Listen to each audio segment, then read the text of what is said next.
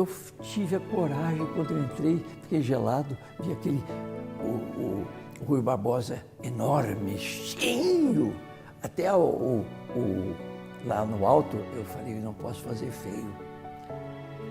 E terminei e recebi aplausos, eu fiquei muito motivado. Foi uma das primeiras motivações que eu tive para continuar estudando letras e ser professor depois.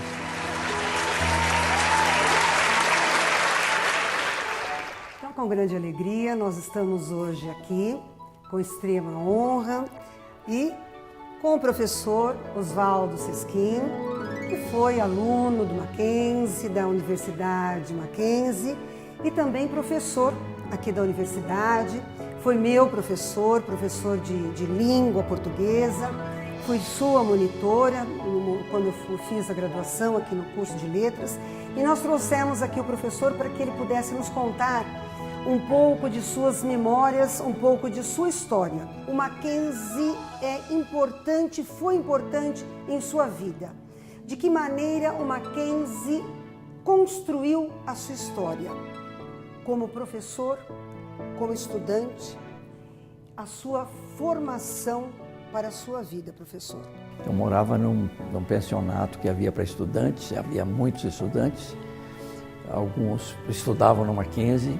Embora estivesse fazendo vestibular para outro curso, eu me encantava com o Mackenzie. Eu vinha muito aqui porque eu tinha amigos, já fiz amigos no curso de arquitetura, fiz amigos no curso de direito, e eu passei a gostar do Mackenzie antes de ser mackenzista de fato. Mas o que possibilitou esse período era uma troca de experiências muito grande.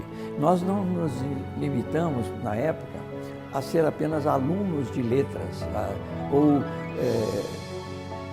cultivadores da cultura literária ou de outra natureza semelhante. Nós tínhamos uma fome e uma sede de conhecimento. Então havia um ambiente que fomentava interesse por teatro, arte em geral, sobretudo artes plásticas, que estavam em grande expansão no Brasil na época. Teatro fundamentalmente, e o cinema teve uma influência muito grande na formação da minha geração como universitário no Mackenzie e como professor depois. Isso me facilitou, me beneficiou bastante.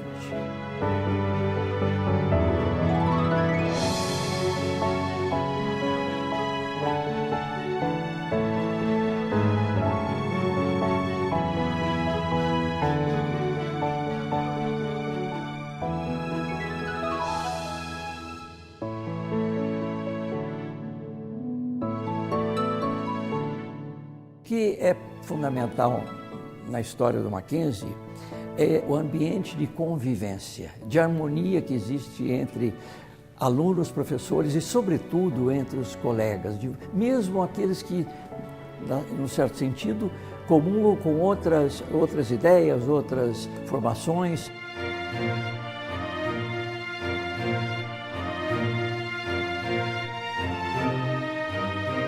Me ofereceu a oportunidade, quando eu me formei, em 69, a ser convidado para dar aula na universidade que estava se criando no Mato Grosso. Mato Grosso, na época, era um estado único, não havia divisão, e havia sido criado a universidade e estava para ser instalada. E ela foi instalada junto com 3 grupos de cursos que ficavam sediados não só em Campo Grande, mas também em Corumbá, em Três Lagoas, e Aquidauana e uma outra cidade que não vou me lembrar agora. E eu participei da formação, desse momento eu fui convidado e aceitei, fui morar em Corumbá, no extremo. Eu não tinha a menor noção de para onde eu ia. E quando eu entrei na sala, havia um professor que estava ministrando uma aula de língua portuguesa, que era um professor muito educado, o primeiro professor negro universitário que eu vi fora dois que eram da Faculdade de Economia, da Faculdade de Direito da USP. Professores universitários negros eram raríssimos. Parece que é uma vocação do Mackenzie fecundar um pouco essa área de integração social.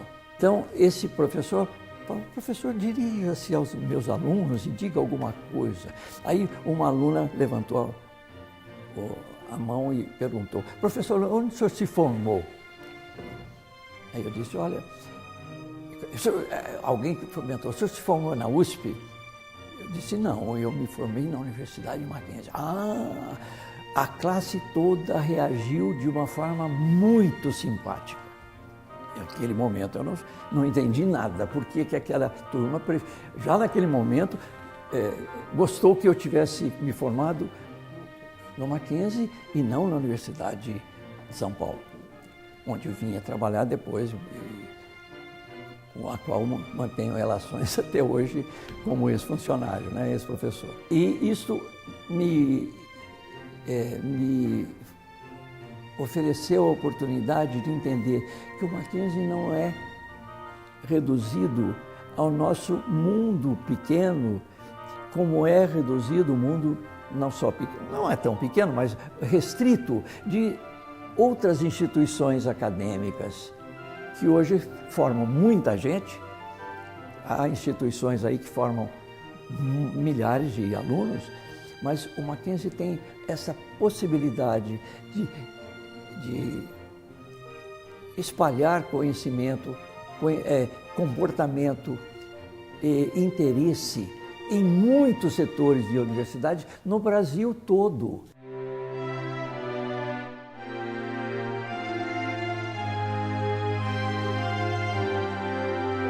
Eu tive que voltar em 71 e procurei aqui, por acaso, encontrar algumas pessoas e já fui convidado para voltar para dar aula no primeiro ano do ciclo básico dos cursos que estavam se formando com o ciclo básico, inclusive engenharia, economia, direito, letras, etc. E eu fiquei, então, a partir de 72, dando aula no Mackenzie e me sentindo em casa, como sempre. Esse vice-presidente do Mackenzie, na época, ele disse: você vai ter que arranjar alguém para fazer o papel, para se representar como alguém da Faculdade de Filosofia. A Faculdade de Filosofia não pode ficar sem representação no dia do Mackenzista. E eu eu me lembrei de cor, eu estava com medo de esquecer. Esse poema acho que eu sei até hoje.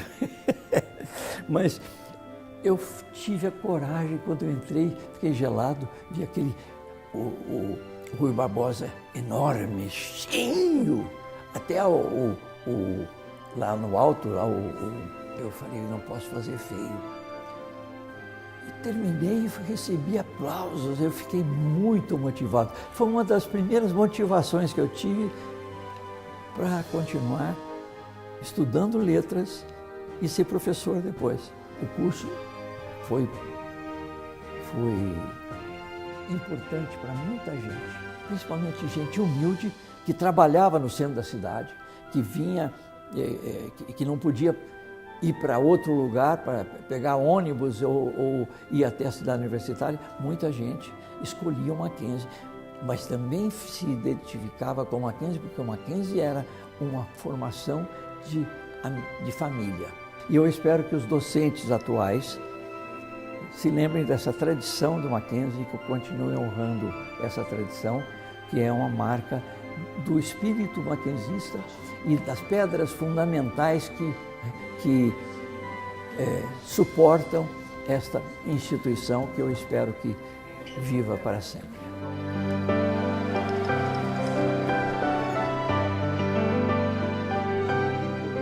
Toda vez que eu entro no Mackenzie, eu me sinto em casa.